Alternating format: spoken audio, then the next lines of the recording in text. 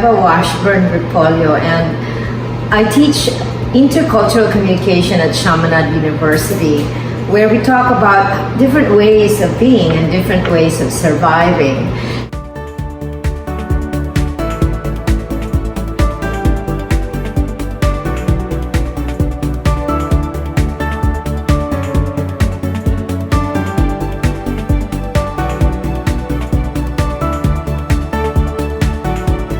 Share Balon, the regular ways of bringing food to our workplaces or to school when we were young in the island of Nek.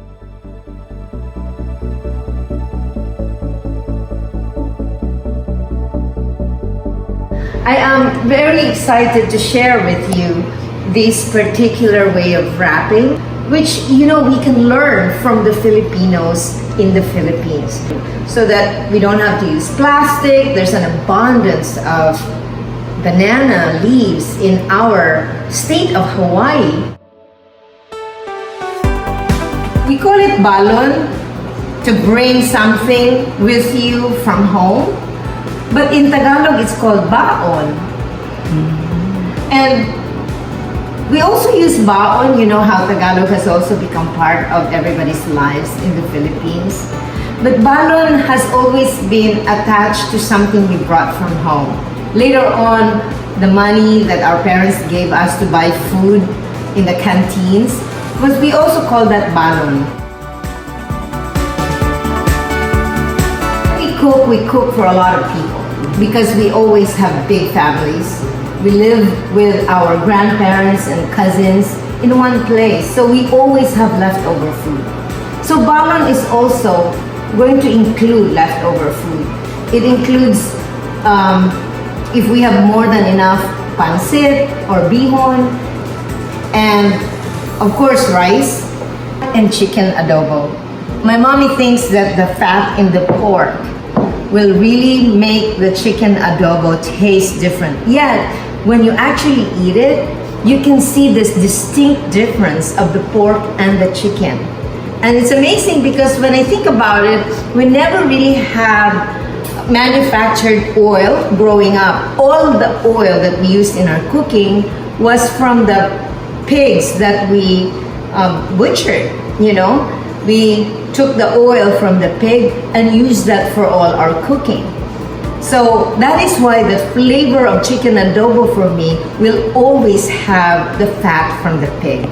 And so the way this comes together is really a memory from my childhood. The adobo is cooked with a lot of garlic and soy sauce, but there are so many different versions of adobo. First, I put oil and a lot of garlic, saute the garlic, and then sear the meat before I put in the hot water or chicken broth. And then I add the bay leaves and the soy sauce, and I put a little red sugar.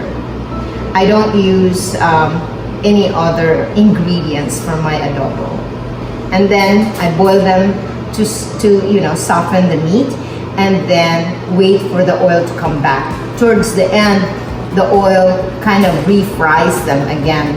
And that's when I bring in the banana, the boiled banana, until it's ready to serve.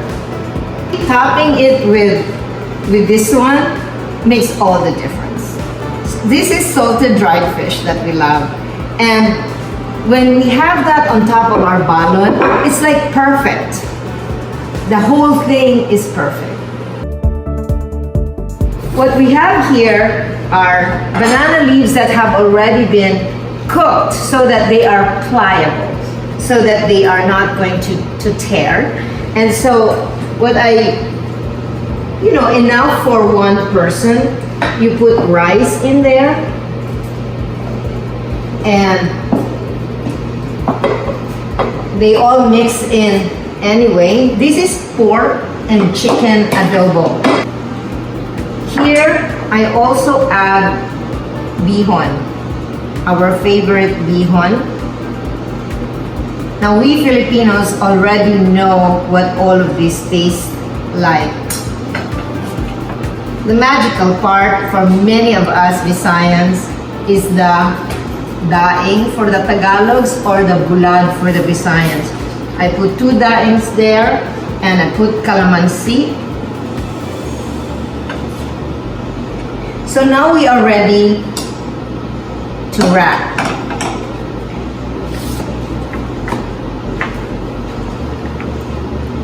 The first thing is to just secure that way. Since I have been doing this, I have been really more acquainted with the tenderness you have to hold the banana leaves and just going with it and making sure you're not rushing, you know, so that you can wrap it. Normally we would use the side of the balani or the banana that is the trunk of the banana, which is called balani. On the sides of a balani, you can tear out what you call the lupis. This is, when it's dried, it's very, very strong.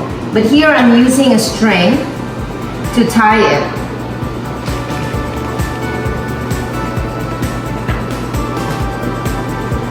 So it's very similar to how we tie everything.